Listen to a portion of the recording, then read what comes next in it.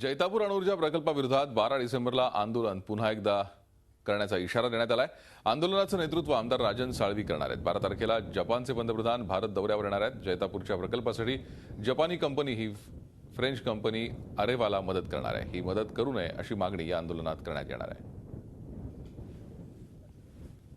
जैतापूर अणुऊर्जा प्रकल्पाविरोधात पुन्हा एकदा मच्छीमार आणि शिवसेना यल्गार पुकारणार आहे। आपल्यासोबत आमदार राजन साळवी आहेत।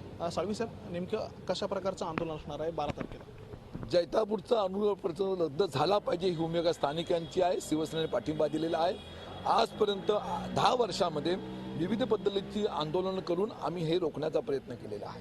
त्याच पद्धतीने 12 डिसेंबरच्या रोजी जपानचे पंतप्रधान दौऱ्यावर येत आहेत। आम्हाला शक्यता अशी वाटते की जपान आणि भारताच्या याच्यामध्ये अणुकरार संबंधी करार होतील आणि तो करार होऊ नये अशी भूमिका आम्ही सर्व लोकांनी घेतलेली आहे आणि त्याचा निषेधार्थ ह्या भावना लोकांच्या काय आहेत त्या प्रकल्पाच्या बाबतीमध्ये हे देशाला समजलं पाहिजे, देशाच्या बाहेर जपानलाही समजलं पाहिजे।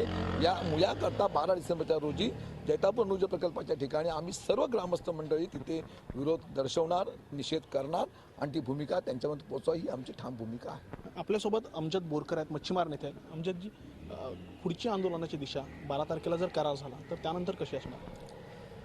आम्ही वेळोवेळी याबद्दल सांगितलेलं आहे की आमच्या या प्रकल्पाला विरोध आमचा कायम राहणार आहे। हा प्रकल्प आम्ही होऊच देणार नाही।